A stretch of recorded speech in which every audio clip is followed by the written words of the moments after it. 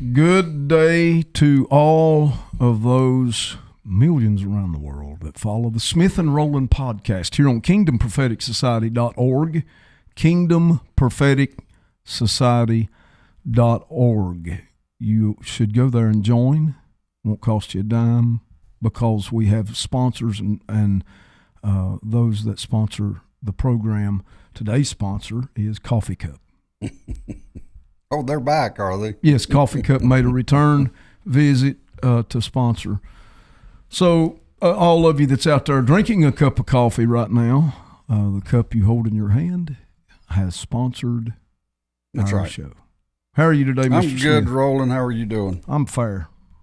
I'm just fair. Well, fair's pretty good on a partly cloudy day. I'm trying to catch the crud. Oh, don't do that. Well, it's crud season. It's not contagious on the internet. Well, that's true.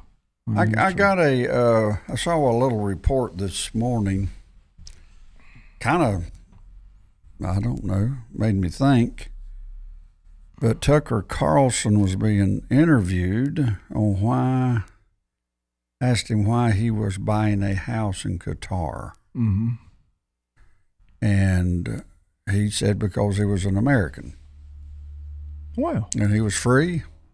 And he could buy a house there or anywhere else he wanted to. Well, there is truth to what he said. There's some truth to that. Very, very well. Mm-hmm. Yeah. I guess he can. But the fact that he buys one in Qatar, I think, speaks volumes to a lot of his thought process and where his heart is. Well, I can't help but when I heard that,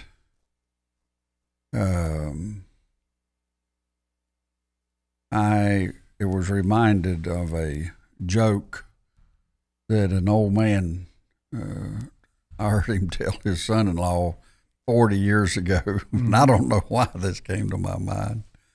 You remember Duggar? Jim Duggar. Jim Duggar. Yeah, boy. I remember. He told this to me and Melvin. And he said he had a way with words. Well, he had a way with words, and yeah. I might be on the edge telling the joke, but he was talking about Charlotte.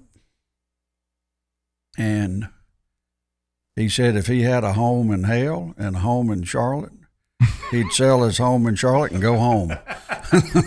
That's how that bad. Sounds just like him. That's how bad he hated Charlotte. Well, for some reason, that joke of 40 years ago came to me that Tucker, he just bought a house in hell. And is wanting to move there. And is wanting to move there. You know, it's like we were talking. You don't buy a house somewhere not to live in. I'm like, what in the world? Yeah. I mean, I'm sure they're not going to allow him to go down there and start a church. or maybe. Well, now, he might be wanting to start a church, but it would be Islamic. It would not be. Well, I think you might could do that, but I don't know if his wife would like it. You know. You got to do the head thing and all. Well, I start to say, let me tell you. Maybe they'd let Tucker get by. Maybe they'd let him skate. Tucker he had that, you remember the Episcopal nun he had on? And that had the mustache and the goatee. Yeah, no, quit. Well, I'm having this image stuff this morning. It's not working out well for me. He had this Episcopal nun on. She was trying to build the case that Hamas was just a good group of guys. And Tucker didn't face her off on it at all. He didn't come back on her at all. He didn't challenge her on it. So she built this case that Hamas is just a good group of guys fighting for their freedom or something. Mm-hmm. And basically called a terrorist organization freedom fighters. Mm-hmm. And that she'd had no problem at all living that close with Hamas. And Tucker didn't push back. So it makes you think that Tucker has this idea that you can profess to be a Christian and do well in an Islamic republic, you know. Well, did I just dream of them lining up 30 or 40 Christians in orange jumpsuits and having them getting on their knees, and then they'd cut their throat? Did I dream that? Well, you could have dreamt it, but you dreamt it because you saw it. It was real. Thinking. That really happened. I was thinking that. I'm getting my information messed up. That doesn't seem user friendly to Christians. No, it's not. But anyway, I didn't mean to get a sidetrack. No, that's not really sidetracked. It brings to light something we were talking about. Fuentes went on Pierce Morgan. That's right. And that was another site. It was kind of a fiasco. I've not seen it, but I was hearing you tell about it. Mm-hmm. And how that Fuentes basically just owned what he said and said, yeah, that's what I believe. Piers Morgan had a strategy of taking clips of these outlandish things that Nick Fuentes has been saying over the last year or two. Yeah. And so he thought his strategy was, if he's playing a football game, you got strategy. His strategy was he's going to throw up these clips and then say, okay, what do you got to say about that? Yeah. And Fuentes was, yeah, that's I agree with it. He kind of owned it. He didn't kind of. He said, well, yeah. Yeah. He said, yeah, I don't know why you're playing clips and asking me if I agree with them because I said them. He said, what are you thinking here? So to be honest with you, I saw half of it, and I was getting so embarrassed for Piers Morgan. Of course, he's not my favorite guy anyway, but I'm sure that'll hurt his feelings. But he definitely was losing the debate. He was losing the debate. He looked like an old man up against a young man, and he could think twice as fast as he could. Yeah, and it calls into question something that I made a statement to you that I think that Pierce Morgan has this assumption that if he confronts Fuentes with some of the things Fuentes has said, that's all he needs to do because everybody knows how stupid it is. Well, that's an assumption that everybody knows how stupid it is. Can I add to your assumption? Yeah, go ahead. I would add to that assumption that Piers Morgan walks in a degree of pride, and he thought he could handle the little young'un, a whippersnapper.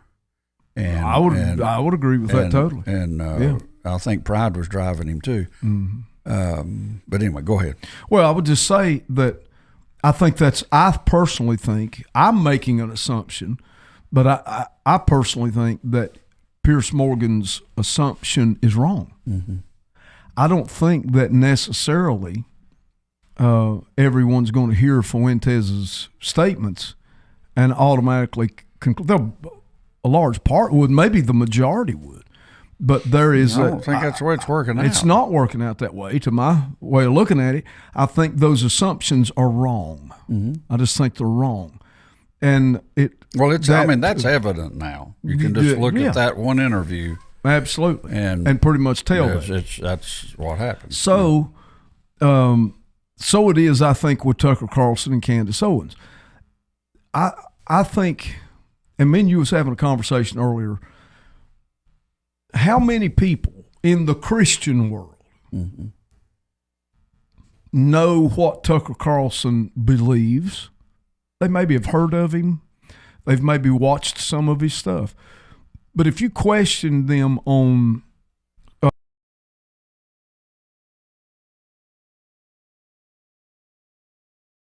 Owens likewise. I mean, I know the people that I am around. They don't Christians. They don't even know who they are. Who Tucker Carlson.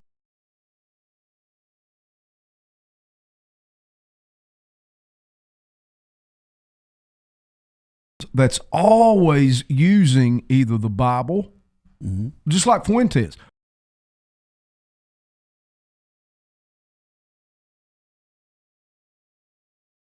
Political issues. They're doing it on the internet.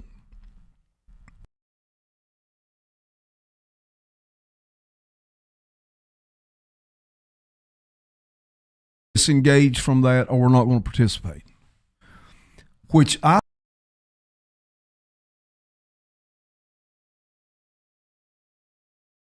Nick Fuentes or Tucker Carlson is. But in the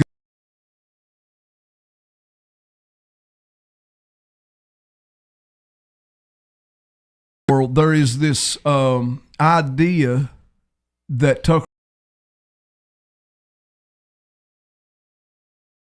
are speaking to those issues that they care about.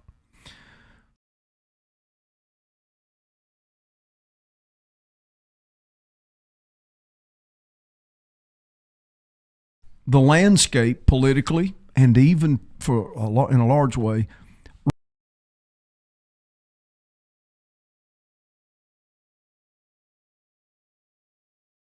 large influence of social media. Then you break down, well, how that used to not be the case.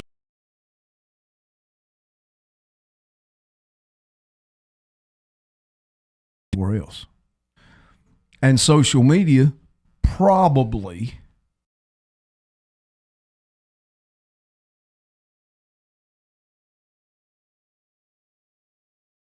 Trump was because of social media. He made Rogan's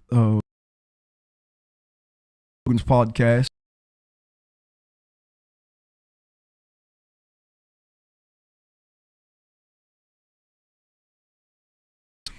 And this was set up by Trump's son, I think, the way that I understand.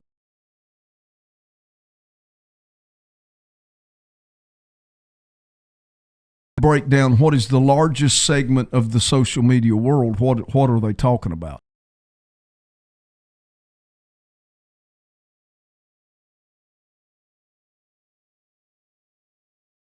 Tucker Carlson's and Candace Owens that made Israel an enemy, and the Fuente,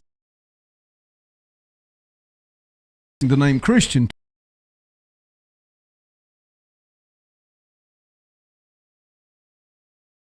Tucker Carlson's and the Candace Owens. I think they're the largest voice.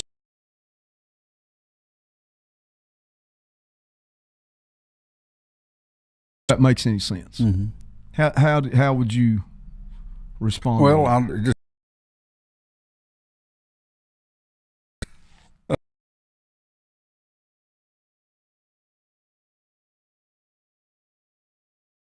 We got the answer. I'm trying to hear your question of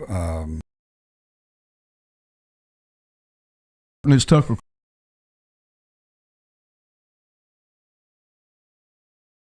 It would seem to me